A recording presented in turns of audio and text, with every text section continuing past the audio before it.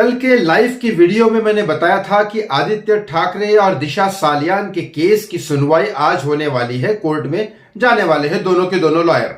इसके बारे में आपको बहुत इंपॉर्टेंट बता देता हूं बात कि उसका रिजल्ट क्या निकला। लेकिन उससे पहले एक बात बता देता हूं आपको, रात को 2 बजे तक पेपर तैयार किए गए थे मातोश्री में, आदित्य ठाकरे, उनकी टीम और पूरे लॉयर्स की टीम के साथ।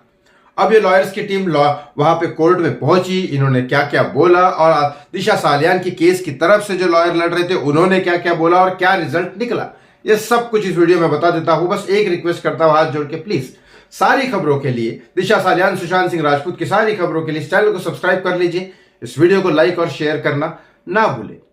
एक्चुअली राशिद पठान खान साहब ने एक PIL दर्ज की थी कि आदित्य ठाकरे की फोन लोकेशंस दिशा सालियान की जब हत्या हुई उसके आजू बाजू के 100 मीटर्स के रेडियस में थी, राइट। ये इस पूरे केस का मेन बेस है। वो परफेक्टली राशिद पठान खान साहब ने सही जड़ पकड़ी और उसके बारे में केस अप्लाई किया। लेकिन इसके बारे में आदित्य ठाकरे ने यह कहा था कि मैं वहां पे था नहीं, मैं तो अपने नाना दादा जो पाटनकर है उनकी मृत्यु हुई थी तो मैं हॉस्पिटल में था। हालांकि वो मृत्यु 14 जून को हुई थी, वो बाद में पता चला, लोगों को सामने आया, वो छुपने वाली बात तो है नहीं। लेकिन इस बारे में आदित्य ठाकरे ने फिर ऐसा झूठ क्यों बोला, इसके बारे में कोई एक्सप्लेनेशन नहीं दिया। जब कोर्ट में ये केस दर्ज हुआ उसके बारे में वापस में कोर्ट में जाने की भी आदित्य ठाकरे को जरूरत नहीं, फिर भी गए। अब कल रात को 2 बजे तक पेपर तैयार हुए और कल के लाइव के वीडियो में मैंने यही बताया था कि सिर्फ 3 चीजें हो सकती है। या तो आदित्य ठाकरे के खिलाफ जो केस दर्ज हुआ है उसमें वो आदित्य ठाकरे पहुंचे नहीं, मेडिकल क्लेम दे दिया, इसलिए केस पोस्टपोन्ड हो जाएगा सीधा सीधा, राइट। या तो फिर सीधा सीधा दूसरा एक चीज होगी कि आदित्य ठाकरे की कस्टडी, या तो फिर इन्वेस्टिगेशन स्टार्ट किया जाए आदित्य ठाकरे को बुला के, वो SIT की जांच के थ्रू, ये होगा, राइट। या तो तीसरी चीज ये होगी जो आदित्य ठाकरे ने अपने पेपर तैयार की है लॉयर के साथ, जो अपने गवाह तैयार किए हैं, कि उन्होंने कहा कि असलम शेख जो मेन यहाँ पे MLA है बहुत बड़े मलाड़ के एरिया के, जहां पे दिशा सालियान की हत्या हुई थी, उसके आजू बाजू के एरिया में वो रहते हैं, तो मैं तो उनको मिलने गया था, इसीलिए अनफॉर्चुनेटली मेरा मोबाइल लोकेशन उसके 100 मीटर्स के रेडियस में था। ये हो सकता है, मैंने तीनों चीजें बोली थी। और अगर असलम शेख जी की बात अगर कोर्ट ने पकड़ ली तो फिर सीधा सीधा असलम शेख जी की बात पकड़ के कोर्ट यही बोलेगा कि ठीक है, पहले इस फोन लोकेशंस का एग्जैक्ट लोकेशन मैच करो।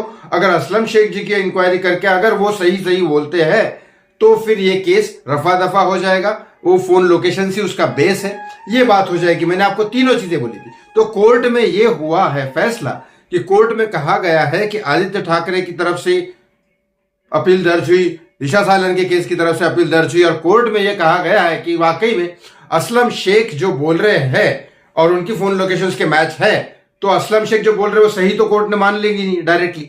उसके बारे में इंक्वायरी की जाए और अगली तारीख दी जाए। लेकिन अगली तारीख कोर्ट तो दे नहीं सकती, तो कौन देगी?